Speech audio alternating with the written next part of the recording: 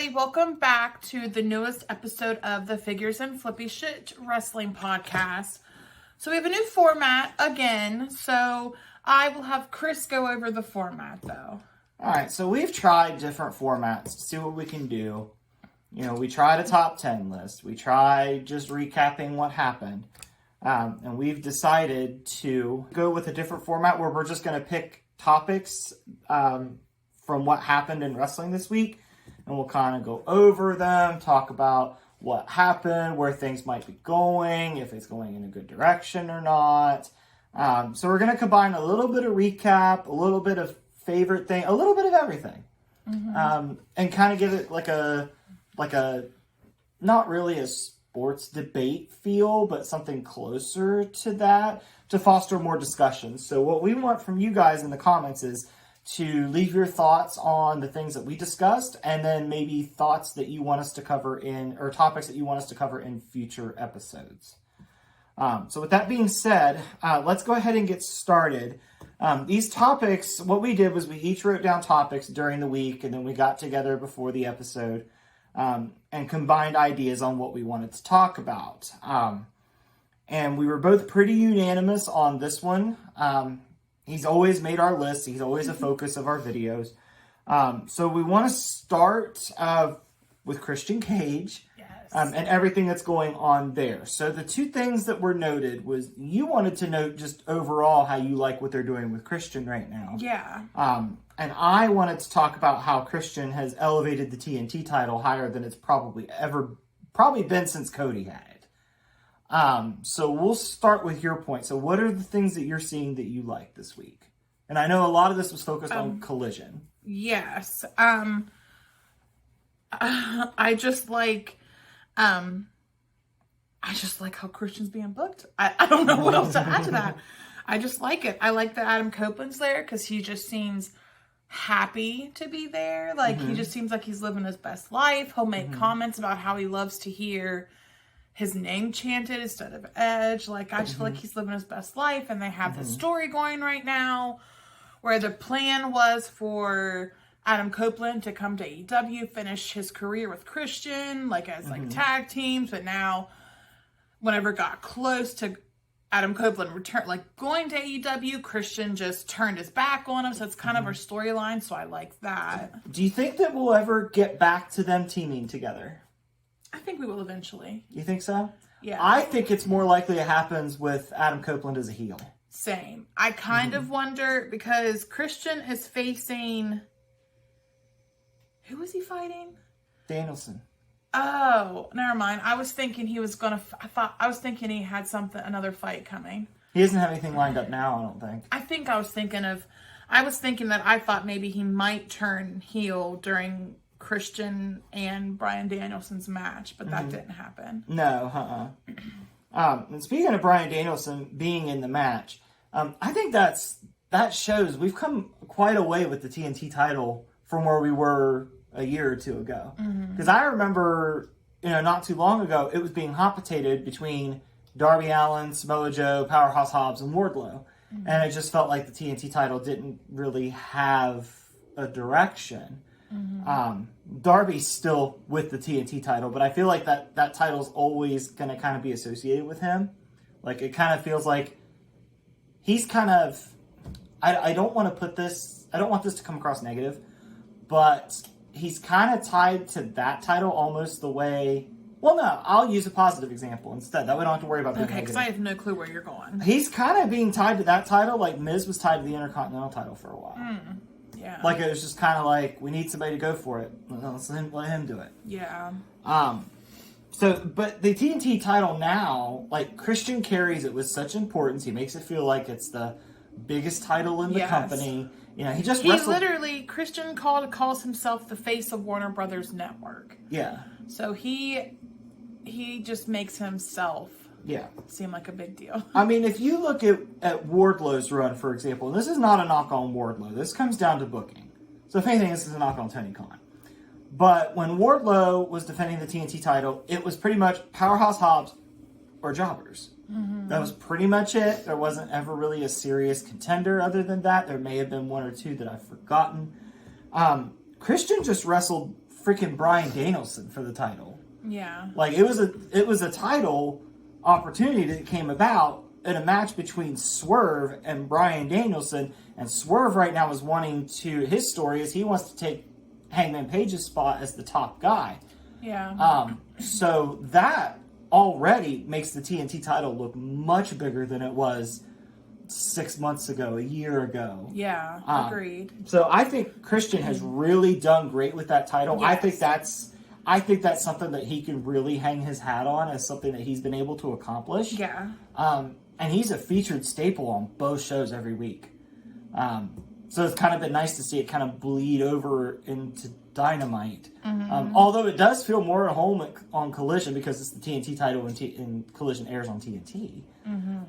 But I just think he's doing great heel work. You know, it's picking up in the crowd. How many signs have we seen in the past couple weeks of Christian Cage as my father or Father of the Year or something like that? So it's a real testament to what he's capable of. And even Adam Copeland said it in a promo, and I tend to agree with him, that Christian Cage might be the most underrated wrestler of his generation. Agreed, yeah. Which, that goes back to WWE, where he was literally just like, Vince McMahon had no faith in him. He was just Edge's friend. Yeah. He was his brother, and then he was his friend. Yeah. So yeah, just, you know, I tip my cap to Christian Cage for taking a title that felt like it was going nowhere, and making it another prominent fixture and making it feel important and having big names go for it. Yeah. So yeah, I think everything that Christian's doing right now is fantastic. And Bryan Danielson and Christian Cage had an excellent match on Collision. They did. It was a match and whenever we talk about Collision, we're referring to Collision from October whatever that date would be. 14th. Yes. Because Friday was the 13th.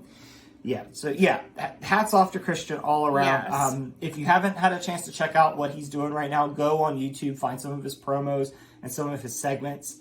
It's just really, really good stuff. Like they had a segment that does so good at like going across the line, crossing the line, but it not being like too far across the line. Like literally, they had a segment that they had a sit-down interview with Jim Ross this week with Nick Wayne and his mom, and Christian Cage just kind of stood in the background, just like judging the whole thing. And at one point, Nick Wayne said something to his mom. I can't remember what she said. Nick Wayne did sound like a butthead, though. Yeah. Like a spoiled child. He came across as a spoiled teenager. He did, yes. He is. He's 19. Well, he's not spoiled. We don't know if he's spoiled, but like, he is a teenager. Yes. But Christian Cage was just standing in the background, just looking so mean. And then at one point, Nick Wayne said something to his mom she didn't like, and she slapped him. And Christian Cage immediately walks up by Nick Wayne and just says, "Don't abuse the boy." Like, it's just, and then, like, as they're leaving, like, Christian Cage is just backing out of the room with just, like, this look on his face. And he told her, because he tried to call her, I guess, and she never answered, and he was like, "You should have answered the calls." Yeah. And it's as like, this is only happening because you didn't pick up on my advances. Classic abuse. Yes. Classic abuse. Yes. But yeah, just, if you haven't checked it out, go check it out. Christian Cage is worth watching every week. And I've started calling it this. Whenever his countdown starts on his Tron, I've been telling you, it's just, for me, it's a countdown to fun. Yes. You never know what he's going to do. He always does something memorable. Yeah. Even if it's like one line, like whenever he told Adam Copeland to go F himself. Yeah. The dude knows what he's doing, and he might be, he's definitely a top 3 heel in wrestling right now. I don't know if anybody tops Dominic Mysterio based on reactions alone. I think Don Callis is the closest. See, I feel Dominic right now. I feel like Don Callis is the biggest one. You think Don Callis is bigger heel than Dom? Mm-hmm. Oh, okay. Yeah. Okay, fair enough. But yeah, I think that covers everything with Christian. Is there anything else you want to talk about with him? Nope. Okay. Well, I think we can move on to our second topic then. Well, for number 2, our next topic, I guess not number 2, but our next topic, I think we should talk about Shinsuke. Okay. And Ricochet, but Shinsuke in general. Okay. Shinsuke and Ricochet, they had a match on Raw. Mm-hmm. I'm not gonna lie, I like Ricochet, but I was a little like, oh man, that's such a... Shinsuke went from fighting Seth Rollins to fighting Ricochet, which I was like, that's kind of a downgrade. No offense to Ricochet. I do like him, it just seemed like a downgrade, but Ricochet proved to me in his match against Shinsuke that he can bring it still. Yeah. Yeah. And Shinsuke is just killing it as a heel. Yeah, I love that. I think what I've seen to refer to online is like his anime boss vibes. Like, because he does. He comes across as a killer. Yeah. I think what stinks though, honestly, is I feel like both of his matches with Rollins had underwhelming endings. Yeah. Like the first one that we saw at Payback, the stomp kind of came out of nowhere. I think a lot of us were confused that it was over. Yeah. Because when it happened, like all of us, like we didn't really react right away. Yeah. And then you got to Fastlane and the Last Man Standing match, and Shinsuke literally lost like a Falcon Arrow. Like it was, like he didn't even like he didn't even like take a stomp through something. Like, which I thought was the way they were going to go. But they've done that before, so I get it if they want to do something different. But so I really feel like that they have a good character with Ricochet, but they are in danger of making him not feel like a threat. Ricochet is kind of... He's a good wrestler, but he's kind of boring as a gimmick. I've seen a lot of people say that like when he picks up the mic, nothing interesting really comes out. Yeah. And that he's just kind of wooden. Which sucks because he is a really good wrestler. I think something that would help Ricochet with his mic skills, I don't know if he wants to do this or not. I don't know if WWE would want to do this. But I would be interested to see what Ricochet looks like as a heel. Yeah. Because I don't think we've seen that in the dubs. Yeah. So I'd be interested to see, and maybe that's something that Ricochet could use. The only problem that I see with that is Ricochet's moveset is designed to pop a crowd, and a heel's not really supposed to pop the crowd. So I don't know. He could just add, like, gestures in between the moves. Like, whenever a crowd gets pumped up, he can, like, it's like, what is it? It's like the Pavlonian dog, Pavlov's dogs or something. Yeah. If you can train the crowd to react differently. We're humans. Yeah. We can all change our behaviors so easily if we're trained to. Yeah. And something else he could do is maybe like he goes for the big move and then he like backs out of it and teases it and mocks the crowd for thinking it's going to happen. Yeah, it could work. Yeah. And he's got enough of a ground game to survive in a match pretty well.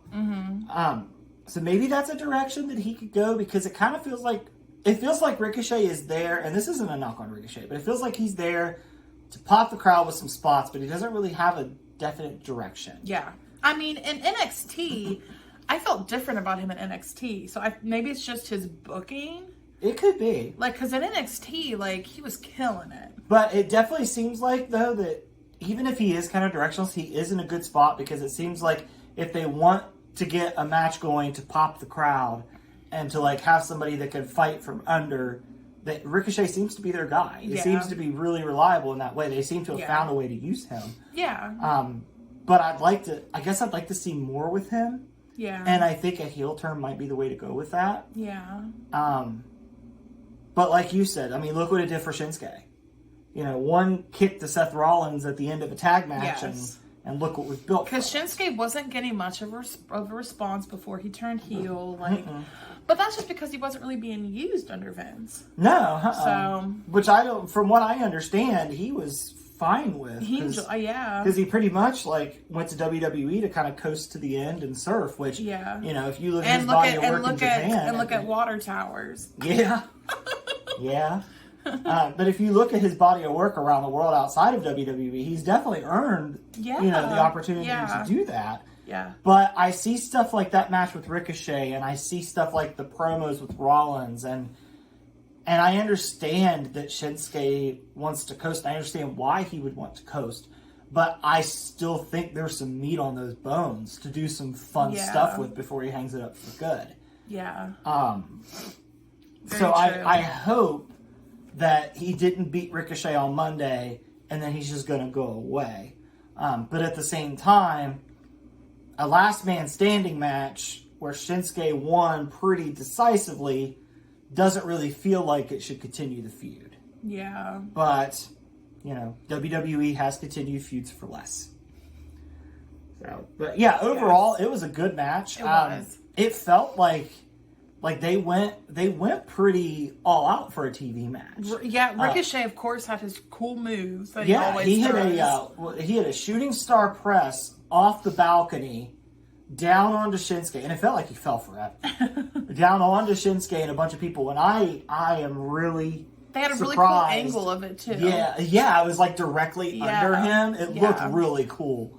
That should be like that camera angle should be a staple for Ricochet. Like that would be really cool. Yeah. But he can't dive off balconies every week. But in a big match like that was a cool spot to get. Yeah. And I'm really thankful because it looked like on that spot, it looked like Shinsuke's head was going to go directly into like a stair rail. Yes, because he felt like he went down onto cement. Yeah. So, yeah. Yeah, so once again, you know, these guys do things that you and I couldn't even do if we trained the rest of our lives to do it. No.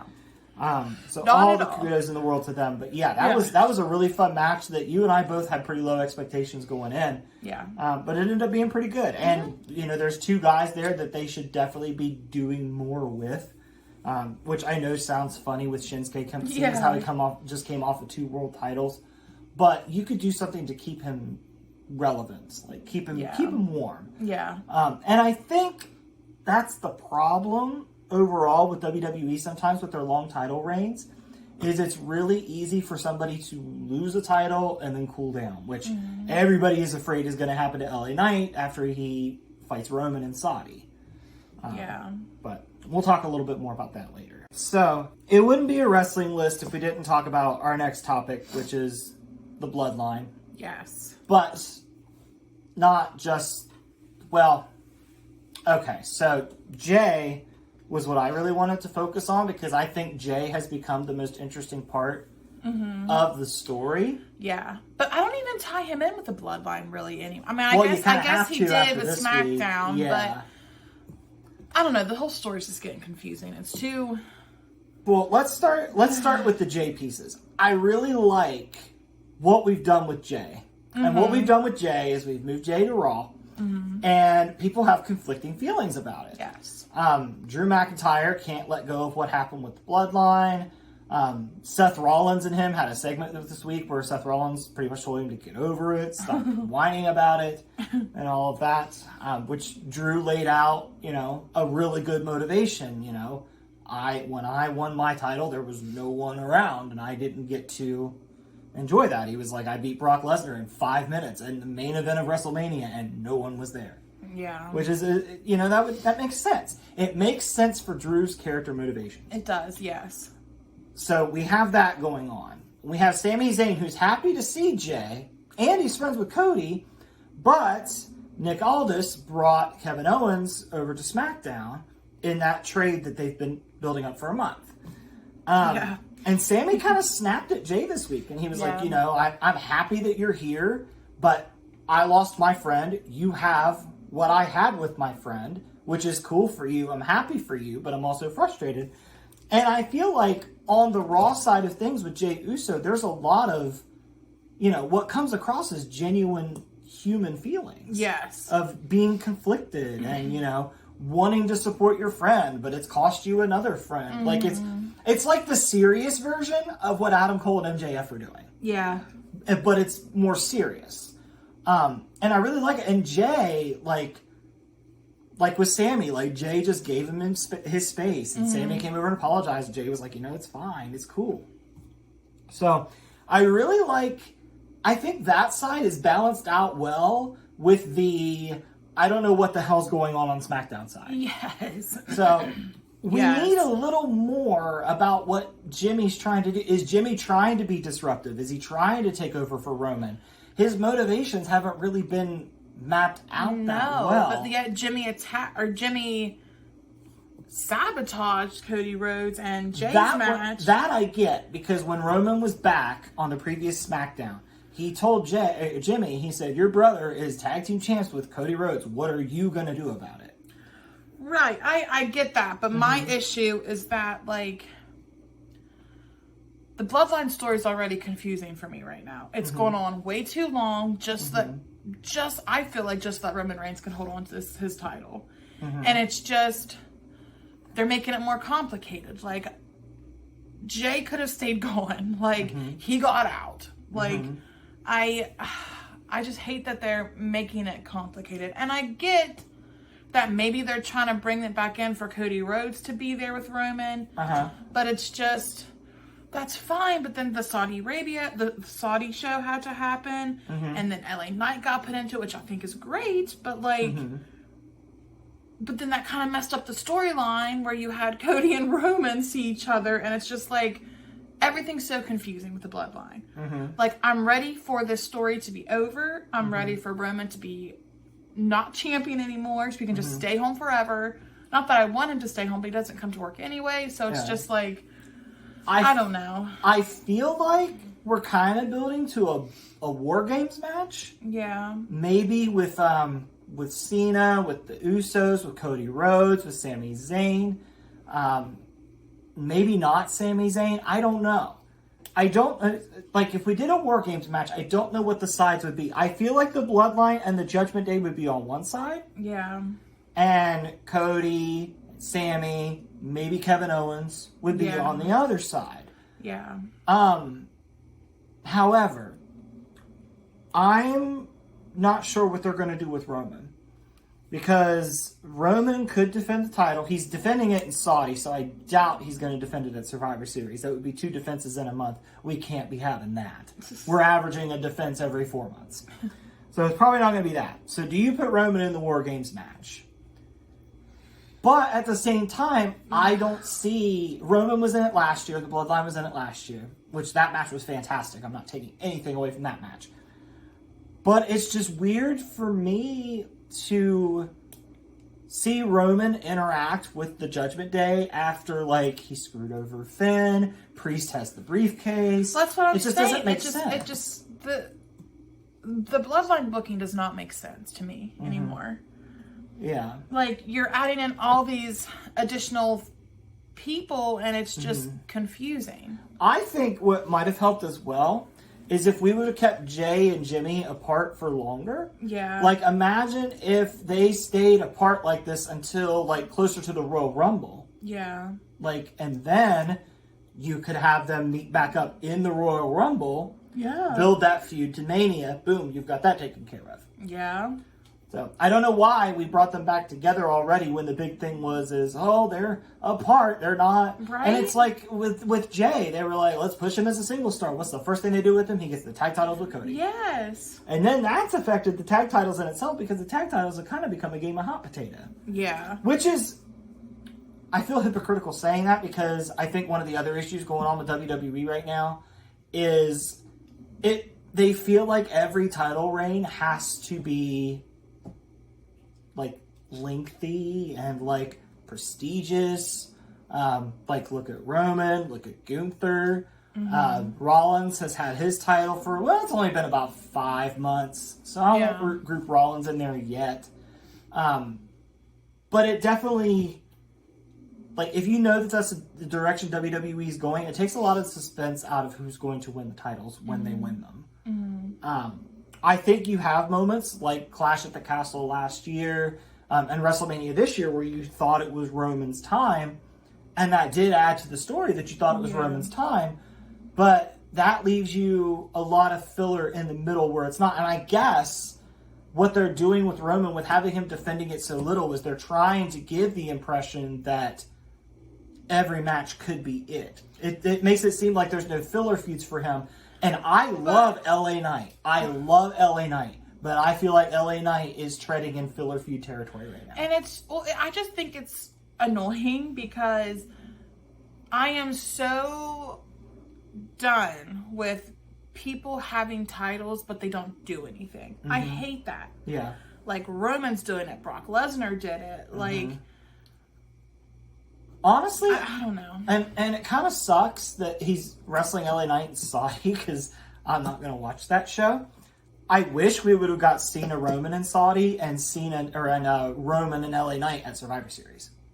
Yeah. Is what I wish we would have got. But, it is what it is. LA Knight got his spot. Thrilled to death for him. Yeah. Hope it doesn't cool him off. Yes. I don't think it will. Because Cody didn't get cooled off after losing to Roman. No. And I think they're trying to see if LA Knight can have the same Lasting power. Yeah.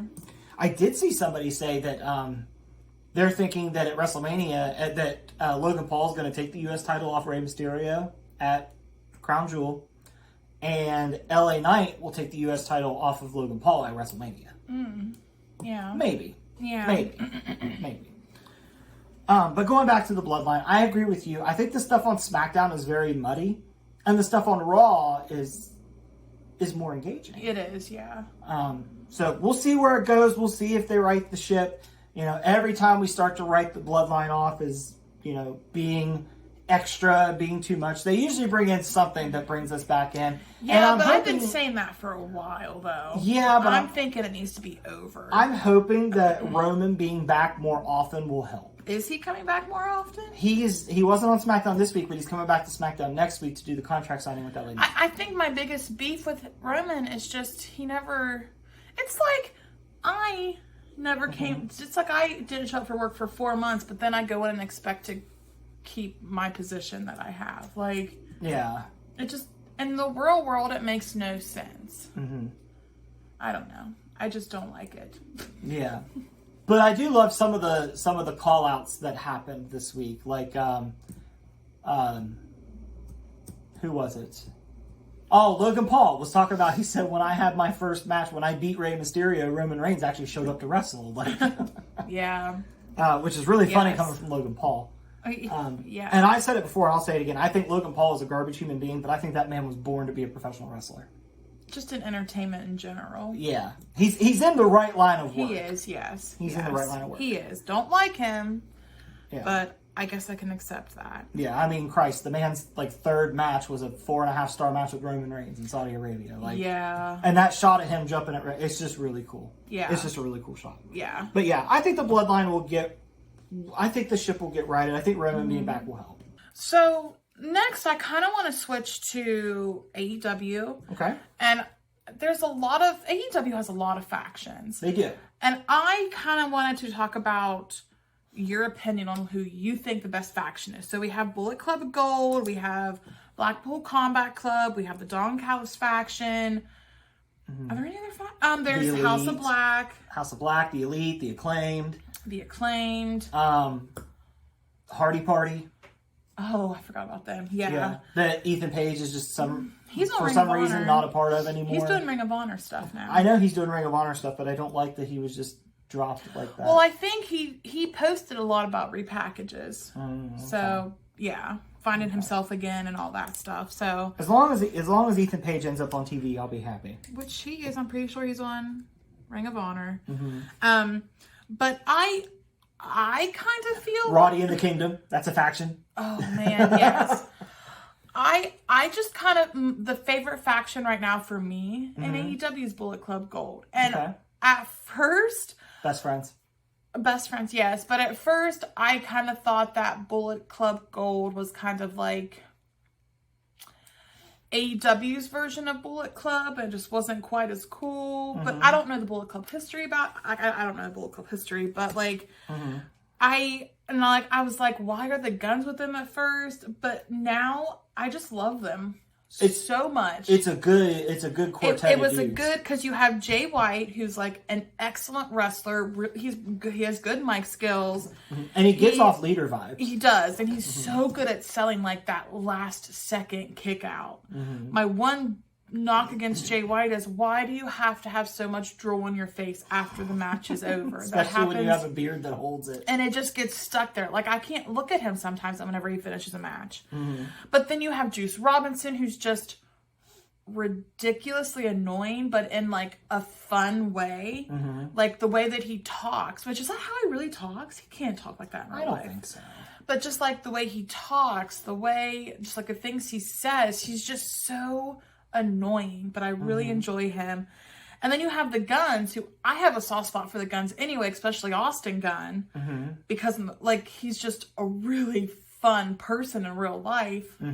So like, and they fit in perfectly with them. Then they have the Cardboard Jay White, and I don't know, I just really like them. Mm-hmm. And their entrance is cool too, where they stand in 4 facing different directions, and the guns are like shooting off the guns. Yes. It looks cool. It does. It looks really cool. Like like Bullet Club Gold was like, this is the opportunity of a lifetime for the guns. It is, yes. Because they were already heating up. And Jay White was like there. a hot commodity. He was like sought after. Mm-hmm.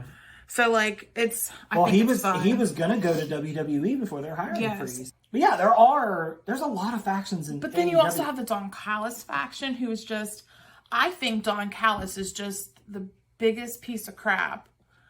Yeah, Carney piece of shit. Yes. as Christian Cage called him. I don't know. But then you also have you have Blackpool Combat Club. Well, they'll just murder you and won't think twice about it. Yeah, I feel like Blackpool Combat Club is kind of, I think, they don't seem as cohesive as they have, and maybe that's because Moxley's out right now. Yeah, Moxley kind of held all that together. Yeah, because Danielson, he just kind of does his own thing. Yeah, and I'm not sure, have they turned back face?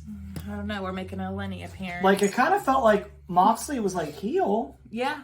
And then... But I feel like they just I feel like their thing is they're just brutal. Mm-hmm. I don't really know if they're heels or if they're just brutal. Yeah. You've got, like, the pieces of the Jericho Appreciation Society without Jericho. Yeah. But they just kind of... I like all those guys, but it just kind of feels like... I mean, they are doing something because there's some infighting going on, and it's over Daniel Garcia's dancing, which is a hilarious thing to be pissed off about. Yes. But Daddy Magic plays hilariously pissed off, probably better than anybody in wrestling. Yes. I just love Daddy Magic's energy. But I can see where Bullet Club Gold is the most cohesive faction, because Don Callis family is a good faction, but I think a lot of their heelness comes more from Don Callis himself, rather than the people involved. True. So I also have Swerve's faction. I do like the Mogul Embassy. Me too. I forgot about that. And that's a really good crew to roll with Swerve. And Prince Nana is just amazing. I didn't realize I never realized. If you had told me a year ago that I was going to be as big of a fan of Prince Nana as I am now, I probably would have said, "Who the hell's Prince Nana?" Yeah, but yeah, I do. I love his energy. I love his facial expressions are great. Yes. Swerve's promos, yes. Especially like this week when Swerve was like, "I have no regard for life," and Prince Nana was just like, "Facts." It's funny. Those two work. Yes. But I think I will give the edge to Bullet Club Gold. Really? You agree with me? I think I will, because I think they are the most complete, and each member of the faction contributes the most evenly. Yeah. Yes, I agree with that. I think I will agree with you on Bullet Club Gold. That being said, AEW is definitely the land of factions. And it's interesting that we have all these factions now, and for the first time in AEW, Chris Jericho is not part of one. True. Chris Jericho actually kind of feels directionless. Yeah. But this might be a good time to take him off TV for a little bit, let him go on a Fozzy tour. We also have Christian Cage's faction. Oh, his family's growing too. They are. Like, just this week, Nick Wayne lost his tooth. And Christian Cage makes such a big deal about it. Yeah. But I still feel like Bullet Club Gold, man, is like the best one that AEW has right now. I would agree. And Jay White's doing really good work with his feud with MJF. He is. We still haven't solved who was in the Devil Mask. Jay White's they keep hinting at it. And we haven't seen them again since. Yeah. So I'm wondering if they're going to make an appearance in his match with Juice Robinson, with MJF's match with Juice Robinson. I wonder if Wardlow's involved in it. I don't know. MJF's got all kinds of challengers. He wore that MJF band, and he was like, he didn't say anything, but he was like, he's there to go after MJF. Yeah. So is he trying to like? It could be the Kingdom trying to frame MJF. It could be Wardlow involved trying to frame MJF. Like, who knows? Honestly. It could be anybody. It could. But MJF, his list of challengers is growing because Jay White's poking around. Samoa Joe's cutting promos where he wants to be in. Yeah. Wardlow's after him. Yeah. So MJF's got a lot coming down the pipe. Yes. Yes. I do think there is a chance that they crown Jay White at Full Gear. I think there's a chance. But at the same time, I think Kenny Omega is another one. Because him and MJF had that interaction this week. And MJF, like, they shook hands. And MJF was like, I'm a big fan of yours. And he pulled him in. And he just said, 13 days, bitch. And then you were like, what's the 13 days? You're like obsessed about it. And then Excalibur explained that in 13 days, MJF will pass Kenny Omega's reign in as days as champion. So thank you, Excalibur, for clearing that up. Excalibur always comes through with the clutch. He does. The man is a fountain of wrestling knowledge. Yes. But yeah, I think AEW's got some good stuff in the pipeline. With AEW's thing, it's just a matter of, when Vince was running WWE, it was a matter of Vince would change his mind. With Tony Khan, it's a matter of people get everybody injured. just needs to stay healthy. Yeah. Which is interesting because they work a lot lighter schedule. Maybe that's it. But they also do more brutal moves than WWE. They do, because WWE's style is more about dialing it back for the children, making sure you can do it long term. Yeah, that's how they tell you. They tell you you'll be able to do it longer if you do their style. Yeah, which I mean, it makes sense if you're a wrestler. You want to have a job longer. So yeah, it does. And then you look and you see people like PCO and like Sting that are still like at their age doing it. And you see somebody like Undertaker, who's been in the WWE system for a long time, and he's done. But he's also taller, which creates hip and knee problems. That makes sense. Well, speaking of Sting, I think we should move on to talk about Sting. Yeah, I didn't even mean to make a segue into our next topic. Sting on Dynamite actually let us know that he would be retiring. What was it? Revolution 2024. So it's exactly 3 years since he debuted for AEW. So he let us know that he'd be retiring. Or he wrestled his first match, I think. Yes. But he let us know he'd be retiring.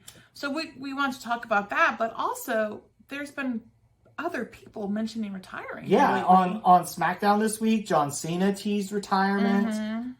Bryan Danielson is on his last year, according to him, for his retirement tour. So we're looking at 2024 being the year that we potentially lose Danielson, Sting, and Cena to retirement. And it's just going to be so weird to like watch wrestling and not have Bryan Danielson somewhere. It will be. Because he's been a staple since I started watching wrestling. Yeah, because when we first started watching wrestling together, he was GM of SmackDown. Yeah.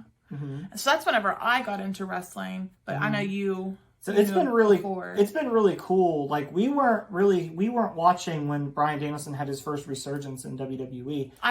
We went back and watched stuff, but so it's been really cool for us to see this second run, which a lot of people have said is even better. I prefer Bryan Danielson's work to AEW or in AEW more than what he was in WWE, just because I feel like we get to see more of like the American Dragon side of him. In WWE, he was very much like the underdog and like always had to fight because he was just so small, and like then he had his injury. So like it's nice to kind of see him in AEW in a different light. AEW doesn't even talk about his size. No, they don't really talk. They do if it's a bigger wrestler. True. But they don't focus on it like WWE does a lot. No, well, I don't really know if WWE focuses on it as much now. Sometimes. Yeah. It's not as frequent as it was. Like there's not whole gimmicks designed around people being short like they did with Chad Gable. Yeah. The Shorty G. Oh my gosh. Chad Gable's in such a better place now, thank goodness. But there's just going to be a lot of... I feel like the wrestling dynamic is going to change. So it'll be different, but it's just a lot of people have been talking about retirement here lately, which I guess it's only 3 people that we can think of. That's 3 big names though. True. 3 big names. Yeah. And yeah, Sting alluded to it. He's done it once, but like, this, I don't know why this feels different. Yeah. Like it kind of feels fitting that Sting gets to retire in a company that has Tony Schiavone potentially calling his last match. Yeah, I definitely think that Darby Allin should be involved in some capacity. I'm thinking Darby might be the one to do the deed. To like fight him and stuff, to have a match against him. I think so. I think it's going to either be that or a tag match. It would just be so fitting because Sting has just been by Darby's side the entire time. Mm-hmm. And they just go so well together. Yeah. So I would hope that if it is those two for Sting's retirement match, and I know Sting is in his 60s, and I know this is going to sound ludicrous for that I say give him 15 minutes, let them go as hard as they want to go, and by the end, pretty much all the face paint's gone off of both. Yeah, because I mean, Darby Allin has his wrestling style makes it look like you're murdering him. Mm-hmm. So, yeah. Yeah. And Sting still does ridiculous things for his age. Yeah, Sting is still, for a 60-some-year-old man, Sting's still pretty good. Yes. And I think it's amazing that, he's at that age and he's at that level. The crowd was not having the retirement discussion. They were not having it. No. But you could tell, like, there's a lot of guys that their twilight's coming. I think when Danielson hangs it up, we're going to think, oh, man, there's so much more he could have done. So many more people he could have wrestled. But I don't know that Danielson would retire completely. I could see him coming in off and on, like maybe like Lesnar. Yeah. As like a big threat that's like, oh, you've done enough that you've woken up the American Dragon. Like, that kind of thing. Yeah. And with Cena, Cena's a lot of fun right now. He is, yes. Like, his post full-time gig where he just comes in, pops the crowd. Yes. 60% of the time feuds with Roman and the Bloodline. Other times he's helping, like, he's really been instrumental in this LA Knight thing. He's made LA Knight feel like a big deal. Yes. So, kudos to Cena for, saying, I'm going to come back and I'm going to put my effort into making LA Knight the biggest fucking guy you have. Yeah. Which is awesome from him. Yes. But yeah, 2024 could shape up to be a really strange year. This year, I don't know if Brock Lesnar retired since I brought him up. We don't know. So he might be gone next year as well. So like you said, it feels like there's a change in the winds with the wrestling industry. And yes. And I think those are three dudes that when they retire are going to be sorely missed. Yes. By the people they work with and by the fans. Yeah. Agreed. So I know I'm not ready for this to be Danielson's last year. With Sting, my only regret is with Sting retiring is I've never gotten to see Sting live. He's never been at any of the AEW shows we've gone to. So I wish I could do that, but I don't know if they're coming back over here before then. I don't know. Yeah. Maybe Revolution will be somewhere close and I can go to the retirement match. Maybe, yeah. Who knows? But yeah, so we'll see what happens there. I think Darby is going to be involved, if not the guy to do it. Yes. Cena, I have no idea at this point who should retire John Cena. Edge could have done it. Edge is gone. Randy Orton could have done it. Randy Orton might not come back. So it's a toss-up. I imagine the way like that he's... Cody Rhodes or like... I would imagine the way that Cena's going right now, it's probably going to be somebody that could really benefit from that. So maybe somebody on the younger side. I hope honestly, not like Austin Theory. I'm not thinking Austin Theory. I'm thinking Grayson Waller. Oh, that's what I'm thinking. Yeah. I'm thinking Grayson Waller. Yeah. And for Danielson's retirement match, honestly, like a mega. I think I would go with Jon Moxley. Oh. Because the last time those two fight, they killed each other. Yeah. So I could see it being like maybe like a power struggle over the BCC with Moxley if the BCC goes that long. Yeah. There's probably better options out there than that, but that one's my favorite right now. Yeah. And I know it's a match that's been done, but I think if you put it on that level, it could be done. But if you let Danielson pick, I feel like he would choose like a younger... Danielson would pick somebody like Action Andretti. Like, he would pick like... and that's nothing against Action Andretti. He would just pick a guy, he'd be like, he's young, he's going to be good, he could use this. Yeah. So. Yeah. He's all about lifting the younger talent. Yeah, he is. He is. So yeah, I think that's enough for the retirement talk for now. But we'll see if anybody else starts teasing it. There's a lot of wrestlers can go longer than they used to be able to. That happens when your diet isn't pills and drugs. Yeah, and you take care of yourself. Yes. Undertaker can call this generation soft all they want, but these guys are going to be healthy, and these guys are friends, and these guys do good work in their communities. I don't think there's anything wrong with that. No. So we already talked about Don Callis a little bit, but I know you kind of wanted to talk about, like, in a comparison, Don Callis versus Paul Heyman. Yeah. So who do you think's doing the better work right now between Paul Heyman and Don Callis? Like, as a manager? Just as what they do each week. Well, do you think that let's start here. Do you think they're even comparable? Don Callis is a lot more evil than Paul Heyman is. Mm-hmm. But Paul Heyman is, I think, a lot better at, like, pumping people up and, like, being, like, a mean but yet very complimentary hype man for people. And, like, Don Callis is just really good at being mean. And but I feel like the best manager, honestly, would have to be Paul Heyman. I feel like. Because he's had to deal with the Brock Lesnar's. And yeah. And Don Callis has Takeshita and Ospreay, Hobbs, and who else? Sammy Guevara. I don't know. I don't know. I feel like Paul Heyman does the better job, but Don Callis does a much better job at being an evil person. Don Callis is a good recruiter, I think. Because Heyman's stable, it's all dudes that are related. Like, it's a family. Yeah. Which is funny that Don Callis is the Don Callis family.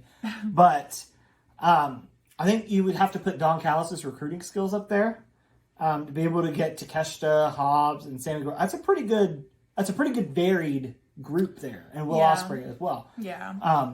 And I love that they did what I suggested on here and added Powerhouse Hobbs to the Last Supper painting. Let's keep doing that. That's fun. Also, they kind of teased this week Kyle Fletcher being a part of the Don Callis family, which Kyle Fletcher's kind of tied in with Will Ospreay.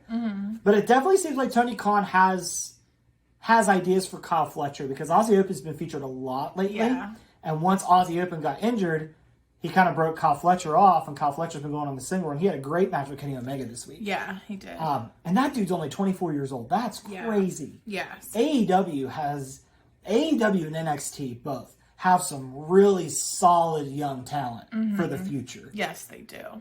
The future for wrestling is very, very bright between AEW and NXT. Yeah. And that's exciting to see. So with, like, the Danielsons and the Cenas and the Stings retiring, going back to our previous point, I think we're looking at a lot of good young wrestlers to take their place. Yeah. I'd like to see more of that. I think Don Callis is doing that pretty well, because Hobbs and Sammy Guevara are pretty young, I think. I think they're both in their 20s, I want to say. Heyman is more established people, like Reigns, the Usos, Solo. I'm not sure if Solo's 30 yet. He doesn't look like it. I've seen a few people pitch the idea that once Roman completely falls apart, that Heyman should kind of stick himself with Solo. Yeah. And kind of continue to work with Solo. I think that would be good. Yeah. I think Solo works as a silent killer. Like Heyman does a good job, but I think at the same time, Roman can speak for himself.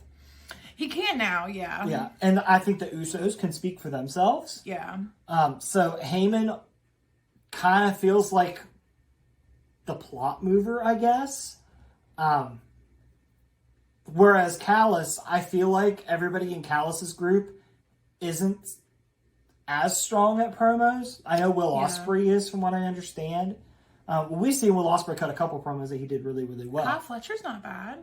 No. Sammy Guevara's not bad. No, but they're not as polished as Roman and the Usos are, I think, at this point.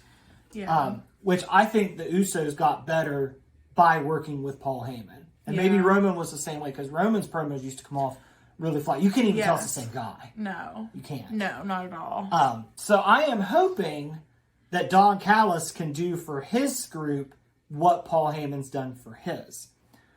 So where that's already kind of been determined, I tend to give the edge to Heyman. Yeah. But I do like what Callis is doing, and I like what Callis is building, and I like the way he goes about it. And I feel like they're kind of hard to compare now that I'm really thinking about it, because they are kind of different. Yeah, but at the same time, they're both kind of not heads of the family. Well, Don Callis is the head of his family. Roman Reigns is the head of Paul Heyman's family. Yeah. Paul Heyman's kind of the outside, like, consultant kind of deal. Yeah. But He's I the think, wise man. Yeah. I think Heyman doesn't get as much heat as Callis. I think a lot of Callis's faction's heat is on Callis himself. Yes. And I think Heyman's heat comes more from who he's associated with. And he's just really good at getting the crowd worked up. Yeah, he is. They both are. Yeah. They both are. Yeah. I don't know if either one of them is good at it as Christian Cage, but No. I guess you'd have to throw Christian Cage in there too, like the father of his family. Like, there's a lot of like father figure family things going on in wrestling right now. Yeah. But yeah, I just wanted to do like a fun little cross comparison between Heyman and Callis. You know, let us know your thoughts in the comments. Who do you prefer between Paul Heyman and Don Callis? Yeah. You know, which, or if there's another person similar to them in like other promotions, because we really only watch WWE and AEW. Yeah, definitely throw that down in the comments. We could potentially be missing out on somebody really cool. Yeah, we could for sure. So let's talk about Charlotte Flair. Let's talk about Charlotte Flair. So she didn't win her title against Io Sky on SmackDown. Thank God. It really felt like she was going to. She was super smiley. The main event. Like the main event. Like, honestly, for the match being the main event, it kind of ended the same way everything else. Well, I guess the main event portion was Bianca Belair coming back. Yeah. Which is cool. Welcome back, Bianca. You should be heel this time around.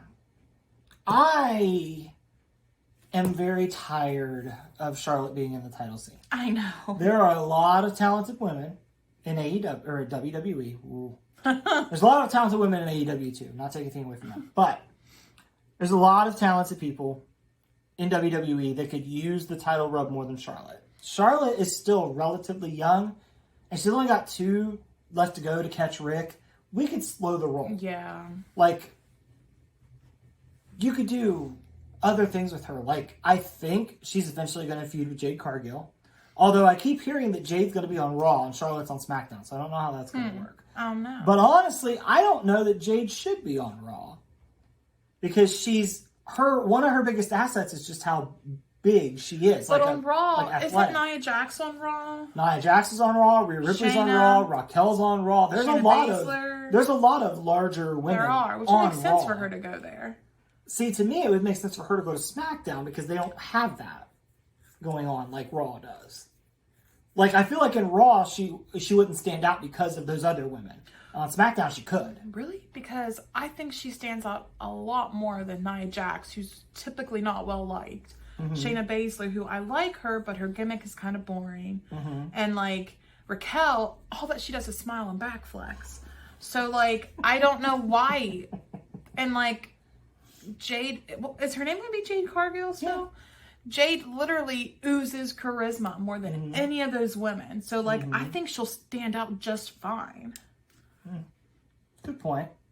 Good point. Yes. And I would rather her not come around Charlotte Flair because, I mean, eventually, yes, I think that'd be a good matchup. But at the beginning, no. Charlotte's probably going to win. Yeah. So I would rather Jade not be around Charlotte Flair or Becky Lynch. I don't want her around Becky Lynch either. Well, Becky Lynch is busy with the NXT Women's title, True. which is a whole other thing in itself. She's got a lot of challengers coming at her, which is fine. But I just don't agree with Becky being the NXT Women's Champion. I think NXT has enough women on their own that they don't need Becky for that. Yeah.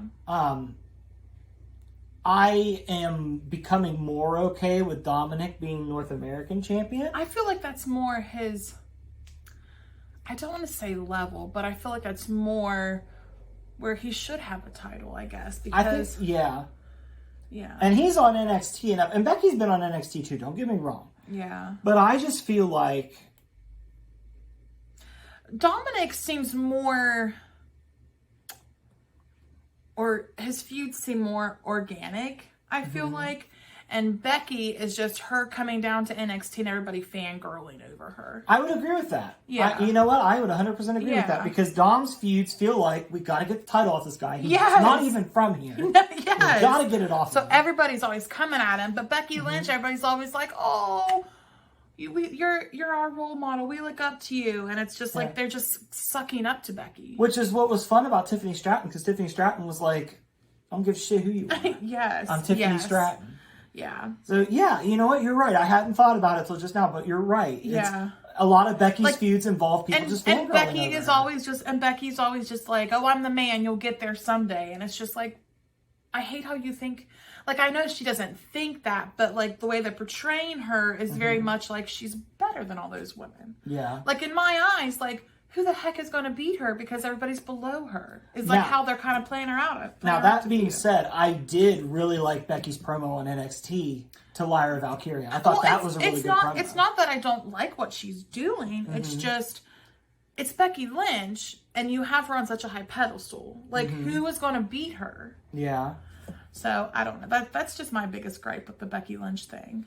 I feel like this reeks of, we want to get you and Rhea at WrestleMania, but we don't know how to book you without crossing paths. Yeah. Which I guess is better than the Charlotte booking of, well, you're here and there's a title, so we'll just do that. Yeah. You know, I'm not interested in Charlotte being in the title picture. I'm interested in Io being there. I'm interested in Asuka being there. The people that haven't won it a million times. Yeah. And who actually are there every week. Yeah. I am on... Which Charlotte Flair has been there a lot recently. So maybe there's just personal stuff going on. She has been. But, to me, Charlotte Flair ending Io's reign does nothing. Which is why she didn't. But she didn't. Io's reign being ended by Bayley tells a lot of interesting stories. It does, yes. A lot. Because you have Dakota in there. You can have Bayley. Maybe Bayley wins the Royal Rumble. And she's Io. Yeah. I know you better than I know Rhea, and I'm not fucking with Rhea Ripley, so it's you. Yeah. I think that would be much more interesting and much more impactful than Charlotte Reign number 15. Agreed. I agree. And there, you can do things. And it's not, and I don't want to take away from Charlotte Flair. I do think she's a very talented wrestler. Mm-hmm. I don't want to take away from that. Mm-hmm. It's just, I don't like when I feel like people are shoved down my throat. Yeah. And her and Roman Reigns are the two in WWE that I feel like that's happening with. Yeah. I don't like it. And Bronson Reed a little bit. Yeah. You know what I would do, honestly? You know what I would do with Charlotte right now? Do you know what I would honestly do? Bianca came back and helped her last night. If you want to put a title on Charlotte Flair so bad, have Charlotte and Bianca take the women's tag titles off of Chelsea and Piper Niven, but we had an Unholy Union promo this week where they were talking about that. I don't like when tag teams are just created to win titles. I don't like that. I agree. Yeah. I agree, but I think how do I put this? I think it's a lot easier to pull off with the women than the men because there's not as defined of teams with the women. Because of their booking. Yeah. But I mean, which results back to WWE's booking. It does, but you can't fix that right now. I mean, you can, but it's going to take time. Right, but I'm just saying that, like, the booking in general can be fixed. It's not that the women aren't entertaining or they can't do things. It's their booking. Mm-hmm. That's just a pet peeve of mine. Well, I'm not... this isn't a long-term solution. Mm-mm. I would have Bianca... So just hot potato the titles, then? No, listen. Give it to Charlotte and Bianca. Have them hold it till the Royal Rumble. And at the Royal Rumble, have Kaden Carter and Katana Chance beat them. Bianca or Charlotte turns on each other, and then you get Bianca and Charlotte non-title at Mania. See, I just think they should stick to the tag teams that they already have for the women. They don't need to create one just for Charlotte Flair to get the title. Fair enough, but I would rather Charlotte have the tag titles than the world title. I would much rather Chelsea Green get to hold on to her titles, and then a tag team that's actually a tag team beats them for it. Like like Kaden Carter and Katana Chance. Or just somebody that's already a the tag Unholy team. Union. Yeah, just somebody that's already a tag team. I think it's a crime that Kaden Carter and Katana Chance aren't on TV. More, yeah. They're good. They are. They are really They're good. like the perfect women's tag team partners. Yeah, they are a great team. They are. They have fun moves.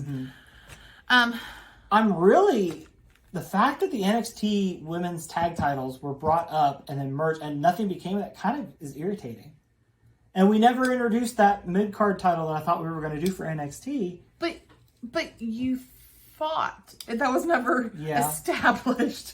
They should. I'm not saying they shouldn't, but you can't get matched because how you wouldn't do things. You always tell me that. True. Well, they need something else for the NXT women to fight over, especially if Becky's going to hold the main title. They need something for their people to fight over. And those women that are, the feuds like Blair Davenport and Gigi Dolan and Thea Hale and what she's doing, they need to give them something to work towards. Yeah. And it's just, there's too many talented women and only one title that's being held by a main roster talent. Yeah, I don't know why they got rid of the tag team titles for the women. You have so many women, like they have so many women's matches. Why take away from that? Because you already do so much with the women. Yeah. It's not like they just didn't have time for the women. Sometimes on NXT, the women are the majority of the show. Yeah. So I don't understand why they took a title away from them whenever you showcase them so much. Yeah, I don't either. That doesn't make sense because NXT does... Hell, Halloween Havoc Night 1 has like 4 or 5 women's matches. Most of it is women's matches. There's 2 breakout matches. There's Roxanne and Kiana James. There is Blair Davenport and Gigi Dolan. I think that ultimately it ties and down. Becky Lynch and Lyra. That's 5 women's matches on one card. I feel like it ultimately just ties down to, whatever that says. Ties back to. Yes. The fact that women in wrestling aren't always booked the greatest. It's like, if you don't have a P, then they don't know how to book you. You know the ironic thing? Is the one place that has 2 women's titles is AEW. Oh.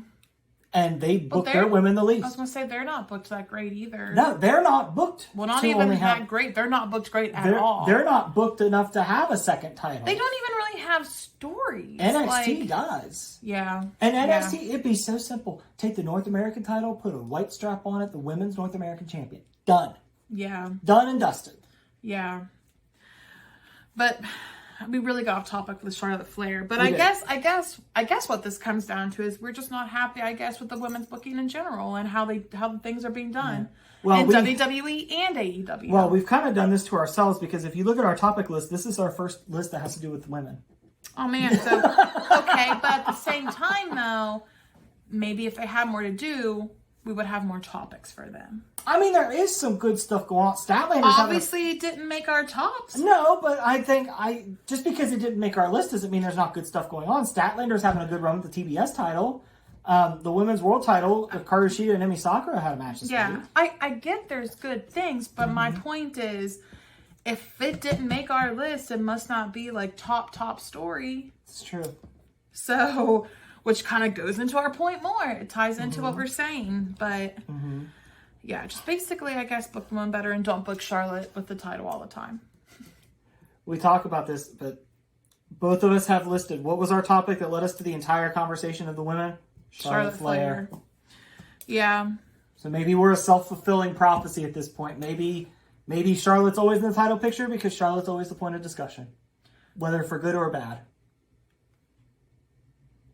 I guess. I don't really know if that's the point as much now. Is Charlotte like a big topic of discussion now?